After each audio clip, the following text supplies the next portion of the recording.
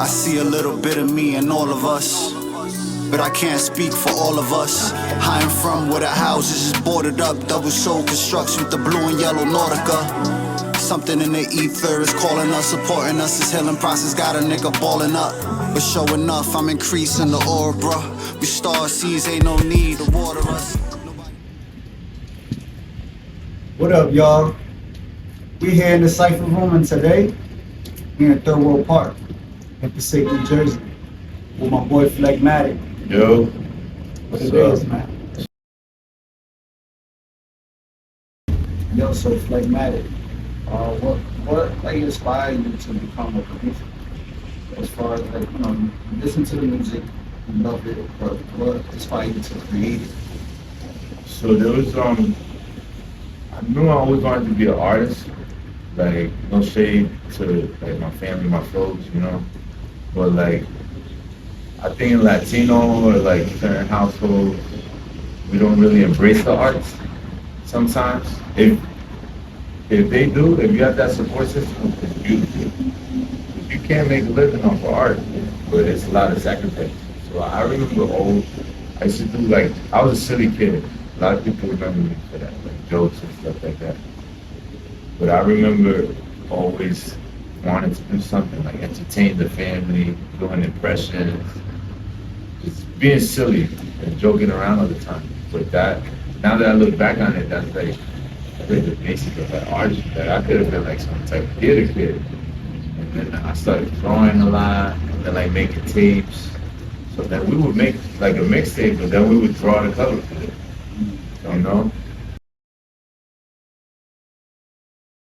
Because I remember there being a time when I was a kid, I'm like, people listen to music, that's so cool. Like, you guys not trying to go outside, play video games? I'm from the outside generation. Going outside was everything. So like, I looked at music like, this is weird. But then I just started getting into it. Like, I was in chorus, and then I just started like recording tapes and stuff. But like, hip hop was what really hit me, man. It was like Fresh Prince, watching Juice. Like, my folks used to be on me, like, what we would watch, consume. But like, certain things, my father would let pass. So like, Fresh Prince was on point, that was cool. Remember, he let me watch Juice for some reason. That's been in my mind lately, with a great movie. But like, that era, like Busta Rhymes, Wu-Tang, Nas, I remember that being very like around elementary school. Just making those tapes with my older brother, the homies.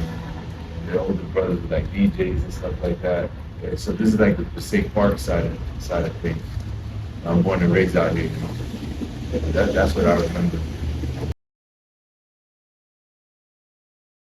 Like, I remember in middle school, I wanted to be a rapper, but I never like got into it. I didn't have that confidence. It took me a lot of decades just to build my confidence. I like to write and stuff like that too. So like, I got bars, people don't be knowing that shit. But like, I started noticing that I was good at getting people together. Because I was becoming a young adult, 20. I started noticing I could get people together. People doing ciphers and stuff like that, chilling in the building, rapping and stuff like that. But then I started making beats like around 2009, but it was like I wouldn't even turn on the machines. I'm like, why did I buy this for? This is an investment, buying drum machines and stuff like that. Then it took me a while to start building it up. And then one day I turned around, I had all these opportunities, but I didn't jump into it. Like, I was doing radio in college. I started interning with Wu-Tang, and then like, I never gave them none of my beats because I didn't think my beats were hard. And that's not the case. They could have rejected all the beats, but still, it's just taking that step. People think that success is just taking steps and winning. But sometimes it's taking steps and like hearing that door close. Like with Wu-Tang, that logo was huge. Like, you had to have it on your notebook. Yeah, you gotta learn how to draw that. Hell yeah. You remember behind the belt? I don't know if y'all would do that. Like, behind your belt, it's like a little lighter. You bring it back, bro. You had to draw on your belt. Like, your belt, the back of your belt had to look cool. Yeah, I remember that. All the little fashion accessories. Yeah, I remember that. Man, that's back. You going back to elementary, like second grade, Yeah. third grade. Hell yeah, That's hell yeah. crazy. Yeah.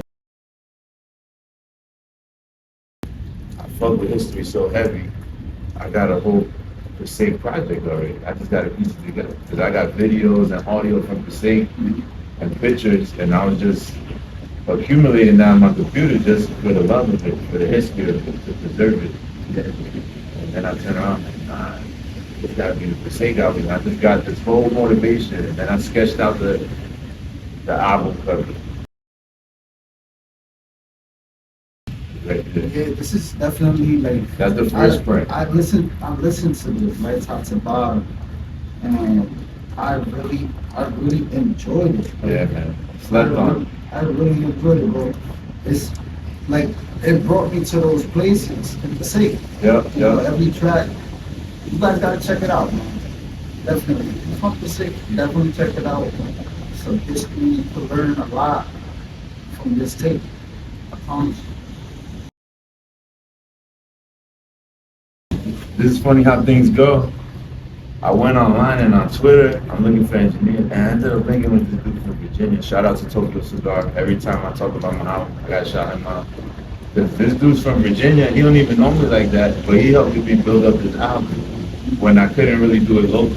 Like I could have went harder probably in hindsight, but I'm glad it turned out like that. And he was just solid. And he was working with me with the payment plan. You know, sometimes we get caught up with money like that, you know? So, dude, we did payment plan. He was mixing and mastering everything that I just he did. And you know, it's online. We never met in person, so it could be annoying. I'd be on the vibes, but I never got that vibe. So Tokyo Cigar, he helped me piece it together. It sounded immaculate, and he loved it. And I was just getting that imposter syndrome. Like I was getting too much props here and there. And like, yo, drop that shit. And it was during the pandemic. So people were locked inside, so it was like the perfect storm. I look at the album, like if you really look at it, it's an open interpretation. So if you're not from here or from here, I want you to interpret it your way, right? And I got a lot of critiques for it. People are like, yo, are you supporting terrorism? I'm like, that's crazy. No way. But if you look at the cover, not to go all the way left, but that's the same plane that has the tower. So it's like a psychological test. Like it's deeper than that. Like I basically put my whole life story and other people's story into the album. So that's gonna outlive me. You know? But I did the pronunciation of it for that open interpretation. How do you sound? How do you sound it out? They all sounded out different, right? Yeah, everybody sounds out different. And there's a skit like that on the album that they're having like a giveaway, going up to people on the street. So I was like hitting up YouTube, all my resources to get these skits. So I thought that fit. And then when I did the font, the aesthetic, I loved it. Because I wanted people to have a hard time to like how to spell it and all that. But now if you type that in, Passaic, exactly how it sounds, it's like the top 1, 2, or 3 hit on Google. So that's gonna be there. And it made sense. I used to be called Phlegmy Beats, but that wasn't really hit. But I was getting on like little mixtapes and stuff like that. I was getting a little bit of props. Then I changed it to Phlegmatic, and that was like the connection to like Nas and that whole Queensbridge movement. You know, and Phlegmatic, that's like some historical stuff. Me personally, I love the nostalgic sound of hip hop. Yeah. So that's what you brought to the table with the album. And I was telling you, I hit him up, stay in contact with you. I was like, yo, this should have me freestyling. Oh, yeah. I was inventing flows that I didn't even know I had. Crazy. Because listen to it, you gotta listen to it with an open mind. Yeah. It's not the typical shit. This shit is different. This shit is one of one. I always tell people I'm an experimental hip hop artist. Yeah.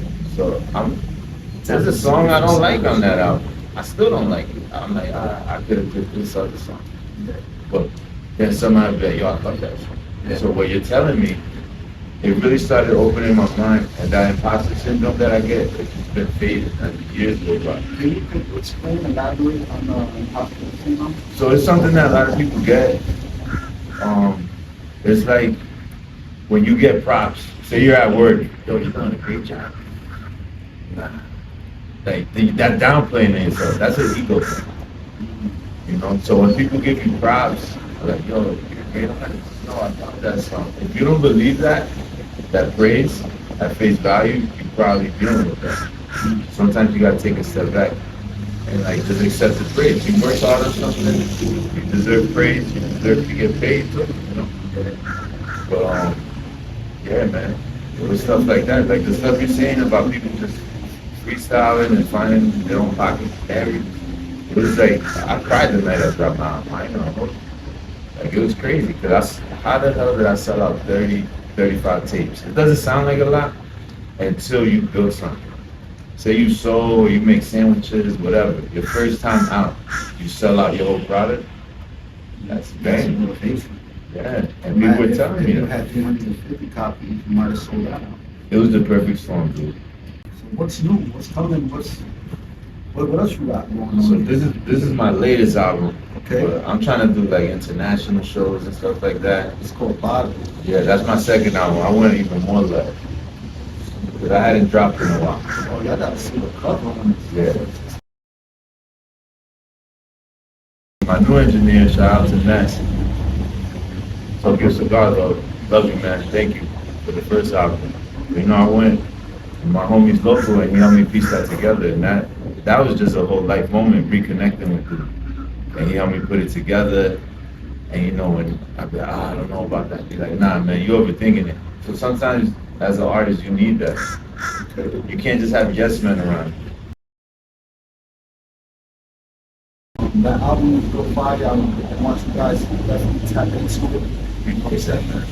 Like, look, here in Pacific right now, this is the aesthetic. This is where it's at. You know? This is where hip hop is at right now. Very, very moment. You know what I'm saying? Definitely go pop that, listen to it. You know what I'm saying? Hit up Phlegmatic, let them know what it is. Yeah. You know what I'm saying? Easy. Yeah, man. So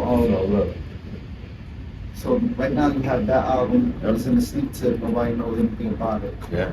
I'm the first person to present it. Nah, I put it out in June. Okay. It's in a record store in Newark. Okay. One More Now Records. Okay. I think they got a couple of copies left. But I'm just working on other stuff. This album's been hitting, but it was just a different ad campaign, and I was away for a while. Okay. Like I was doing like other stuff. I was doing like getting my name out there, you know, doing shows in Colombia and stuff like that. And so I didn't. How was that experience? Oh man, that was amazing, bro. Just getting there was the whole journey. You know, I took the time to invest in myself, and it hit. And I'm so thankful that I could just go to the motherland, like where my family's from, and just get love and like talk to other producers and artists out there. I could go anytime. Like I love it. And I took that risk. I mean, I was always going to Colombia, but for the music tip, it's like a whole. So you went solo or you went with the camp? Oh, now we went with like a whole crew. Like the flyer was crazy. Shout out to the homie Crime Apple, Phlegmatic, you know, those are the homies. Cause I see them doing it, I'm like, why can't I do it? Right. And it just started piecing together, and it just got bigger and bigger. This is a couple years ago. I want to say it was like 2022, 23, something like that. You know, we had the funds. You know, it's always an investment. We did a free show. We almost canceled it. The crazy part is I was in Philly about to cancel the show because the guy I was going to do the show with out there, I was going to do it in Comuna 13. And like the people that go to Colombia, that's like one of the hot spots right now. So that would have been crazy, but it fell through. So like the team were like, man, we just gonna, I'm like, nah, no cancel here.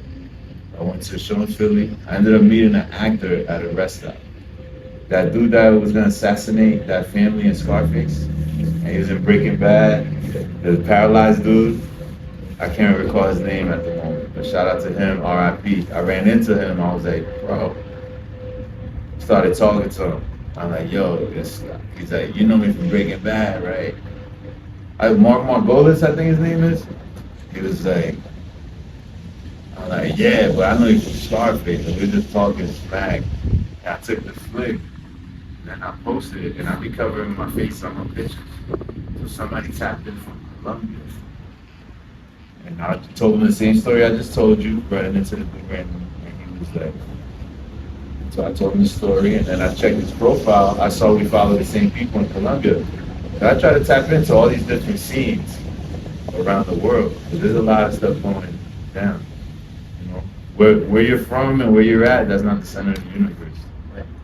So the dude reached out, and then I'm like, hold up. I checked his profile. I'm like, all right, we follow the same people in Colombia. This dude's in Colombia. He's like a big time artist. But I'm looking at it like, well, a connection. And I'm like, yo, you know of any venues, man? Because I can't get in contact with the dude, and I don't want to keep. He's like, what? Yeah, I got you. He introduced me to this dude that owned the bar. I ended up talking to him. I ain't even go see the venue till like the week of the show, which is crazy. He sent me pictures, you know, on the WhatsApp. That'd be different. And he plugged us in, man. And that dude, shout out to No Rules Clan. Like, it's a bad. It's like that show was supposed to happen. Yeah, and they ain't even perform. But the proper thing would have been to put them on the bill too. Right. You know? But you know, we could build on that. But the homies, they be performing in South America, Europe. So it was like all these things came together in that picture. Why? Why did that happen? That's so crazy. We was about to cancel it. And I put my foot down, like, not yet. And we're like a month out. Yeah. Like, damn, we got to tell all these artists it's clear. Give the investors their money back, type of shit like that. But yeah. And we did it for free, and people still talk about it, and people was crying. We did a whole documentary. Shout out to Mastermind. Wow. My boy shot a video for Bub Style. Shout out to Bub. Rock Marciano was in the comments. All these things just started happening after that.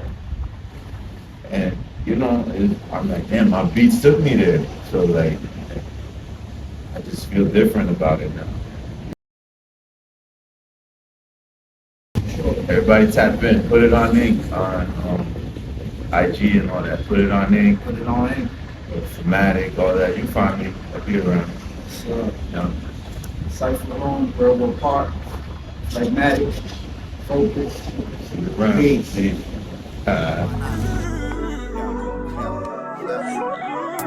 I see a little bit of me in all of us, but I can't speak for all of us. I am from where the houses is boarded up, double soul construction with the blue and yellow Nautica. Something in the ether is calling us, supporting us. This healing process got a nigga balling up.